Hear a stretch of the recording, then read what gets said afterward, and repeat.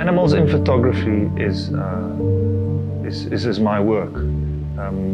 It's, you know, my subject is always based on a connection between man and animal and the relationship. I find it very interesting how people base history and cultural and spiritual connections and how they actually build their whole identity around an animal. When the first Kodak cameras came out, it was about going out and exploring and discovering. And those are the two big key words that inspires me to continue to explore. Just for me, it's about the encounter. It's for me about traveling and unrevealing this animal spirit that keeps me going.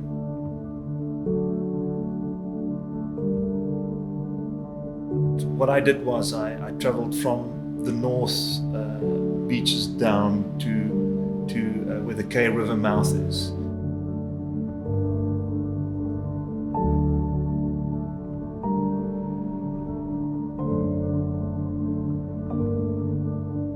It's about discovery. It's about going out there and leaving 4 or 5 in the morning to drive to each beach and coast to see what cattle I can find.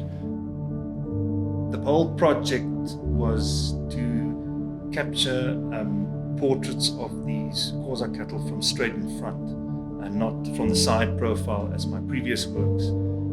The side profile, the taxonomical way, was a kind of a clarification to say this is the posture of the animal, but this project wasn't about that. It was for me going back and being inspired or influenced by the prophecy that was told that the ancestors will come from the sea to bring new cattle. So if you dim your eyes, you will kind of see a silhouette to form kind of a more human being silhouette instead of a side profile. So I had individual characters and expressions of the cattle. So I wanted it to be intimate. I wanted the animal to rise above the horizon, to give it more presence and power, and to kind of engage with the viewer. So I went with a mission to basically to have these individual expressions. And during my process of looking at the portraits, selecting the works, I see, okay, I'll go with, this is the exact expression I want from this bull or this ox and this cow. I need something peaceful in between. What I aim for is stillness in my encounters. I aim to capture a still presence.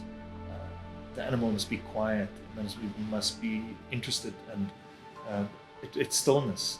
And while doing these portraits from straight in front of the cattle, there was the whole time the ocean, the waves coming and going in the background, while the animal was focused and concentrated and engaging into my lens. I had the ocean just making and waves coming in as the tide, and that I find quite interesting versus my previous works.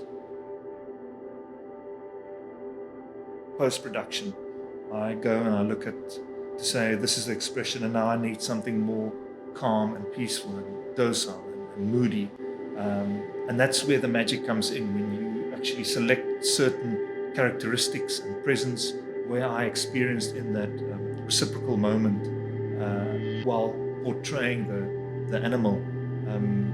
It's a various of expressions that eventually critically put together to reveal this prophecy, this bovine prophecy. In the whole project, there's only a few landscapes that plays a vital role, that kind of glued together all the portraits to not make it that you just walk a page through the book or through the series. So it will give more body, and you know that each one will have a specific role.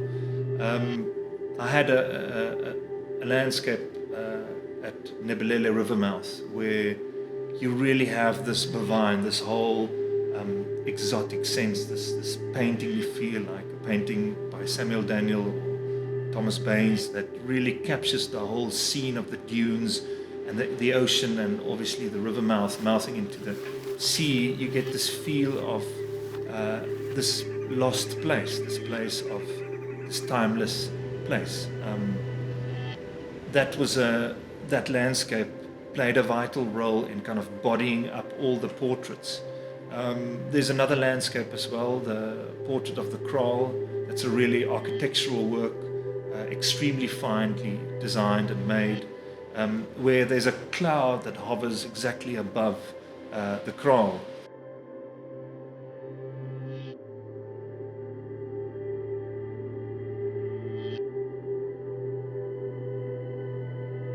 And then there's another landscape of where a herd walks on the side with the aloes, that really brings the indigenous part of South Africa to it.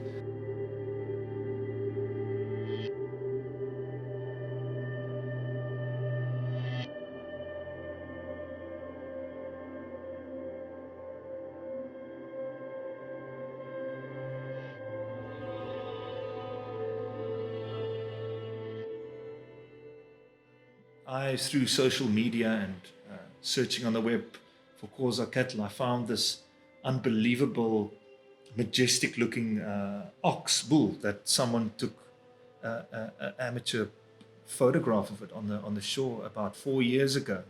And somehow through the link via the internet, I made contact with a lady via Facebook. And I contacted to say, listen, where did you find this majestic, unbelievable ox or bull? And she only got back to me after a few chats, and she said to me, no, she did a walk from Port St. John's down to Coffee Bay.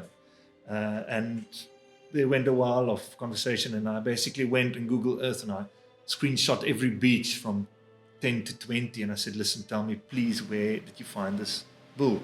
So she said number 3. So I took after she replied, I took my car and I left. I rode two days to get there.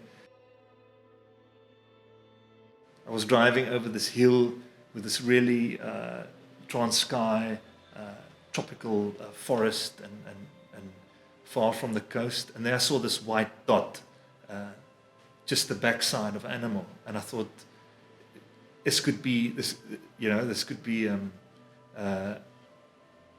let me climb out my car, and I walk there. So I walked there, and I came around the corner after walking for about 20 to 30 minutes. And I came around the corner, and here was this animal.